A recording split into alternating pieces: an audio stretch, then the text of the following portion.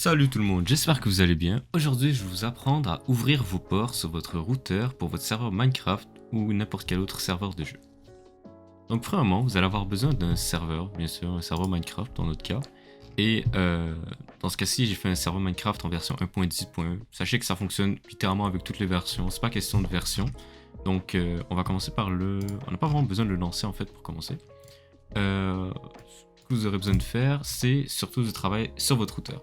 Donc, premièrement, il faut savoir que c'est un processus qui est différent pour chacun. Donc, il y a des... Ça va varier vraiment pour chacun, comme je le dis.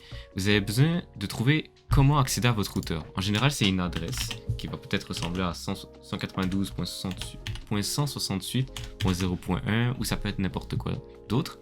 Mais comment le savoir plus facilement En gros, il y a deux méthodes. Premièrement, vous pouvez regarder physiquement en dessous de votre routeur. En général, il y a une étiquette avec un code barre où est-ce qu'il y a des informations comme des identifiants, par exemple admin, et un mot de passe. Des fois, c'est le mot de passe quand même générique ou sinon c'est un mot de passe aléatoire. Et vous avez aussi une adresse par laquelle vous devez comment accéder en fait à votre routeur. Si vous voulez trouver c'est quoi votre adresse par défaut ou c'est quoi les identifiants par défaut, vous pouvez aller sur ce site-là.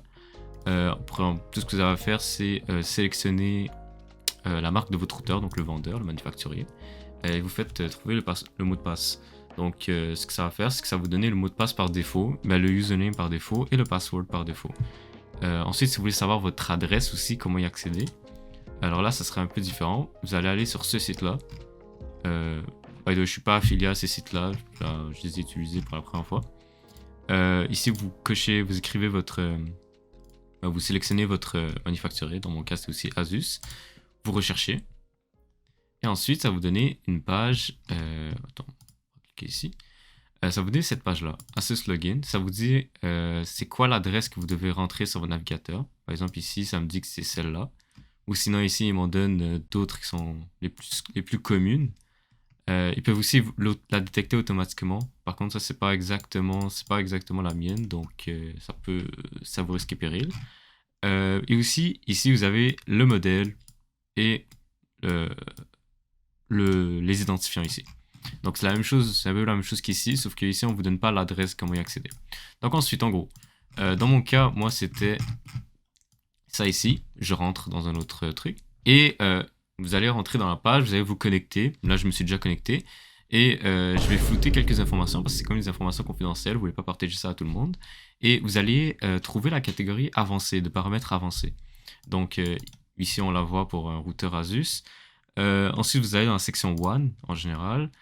Et il y a des sections où c'est écrit, dès que vous trouvez le mot port en général, vous êtes presque au bon endroit. Il faut vraiment trouver la redirection des ports. Donc, dans ce cas-ci en anglais, c'est port forwarding, pas le port trigger. Trigger, ça serait un autre truc, il ne faut pas toucher à ça. Donc, vous allez dans cette section port forwarding, redirection des ports, et vous allez créer une nouvelle règle, un nouveau profil, peu importe comment votre routeur l'appelle. Déjà, il faut commencer par l'activer, assurez-vous que c'est coché activé. Vous rajoutez un profil. Ensuite, vous donnez un nom. En gros, ce nom, c'est pas très important, mais c'est juste pour niveau administration de votre réseau. Vous voulez pas mettre un nom aléatoire et ensuite plus tard vous venez pour gérer votre routeur et vous savez plus à quoi ça servait. Donc vous créez Minecraft slot, par exemple server slot number 1. Par exemple si vous voulez avoir plusieurs serveurs.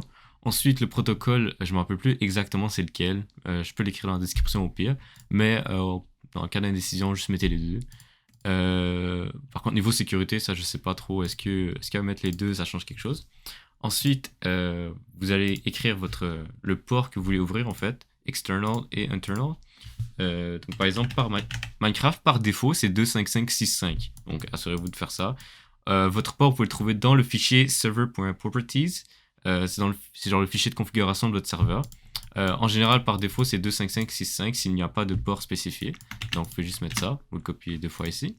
Et ensuite, l'adresse IP interne en fait c'est l'adresse IPv4. Attention, IPv4 de l'ordi qui héberge le serveur. Donc, comment la trouver? Vous allez dans le CMD et vous écrivez ipconfig, tout simplement. Vous rentrez la commande et ensuite vous allez trouver votre adresse IPv4. Donc, juste écrire une adresse ici aléatoire, .0.0, c'est impossible, donc .500 on va dire. Puis c'est pas mal ça. Donc ensuite la dernière, vous n'avez pas besoin de l'écrire. Là, c'était invalide parce qu'il n'y a aucune adresse, il n'y a aucun appareil qui est connecté à ça. Bon, voilà, quand vous écrivez une adresse quelconque, la vôtre en fait, puis ça devrait bien aller. Ensuite, vous faites OK, vous confirmez, etc. Vous enregistrez tout ça. Contre moi, il est déjà enregistré. Et ensuite, démarrez votre serveur. Donc, on va venir ici, démarrer notre serveur. Et pour vérifier si ça a bien fonctionné, vous allez sur un site, vous écrivez juste port checker sur internet. Premier site qui apparaît en général, c'est bien correct. Ensuite, vous écrivez votre adresse IP publique, pas l'IPv4, la publique. Donc, vous écriviez mon IP sur internet, mon IP, et vous devrez trouver votre IP avec ce site. Donc, venez ici, vous pouvez choisir le port ici Minecraft, ça peut le faire automatiquement, ou sinon vous écrivez le port custom que vous avez utilisé, et vous tapez sur le bouton check. Donc là, moi mon serveur n'utilise pas le port de 5565, donc c'est fermé, mais vous devrez voir ouvert si ça fonctionne. Si ça n'a pas fonctionné, vous pouvez d'abord essayer de demander à un ami de se connecter, et si ça ne fonctionne pas, alors là vous avez un autre problème. Et donc sur ce, merci d'avoir regardé ma vidéo jusqu'au bout si vous y êtes arrivé. Si vous avez des questions ou des commentaires, n'hésitez pas à les poser dans la section commentaires. Laissez un like si ça vous a aidé. Abonnez-vous si vous voulez suivre le processus, futures vidéos. Et si vous voulez savoir comment créer un serveur par exemple, j'ai une vidéo à ce sujet sur ma chaîne, il faut aller directement. Ou sinon, des vidéos comme comment installer Optifine, comment optimiser ses shaders, comment installer un datapack, comment installer des packs de textures. Ou si tout simplement vous avez une demande, une vidéo que vous aimeriez que je fasse, écrivez-le aussi dans les commentaires et ça me fera un plaisir d'y répondre. Sur ce, merci et à la prochaine.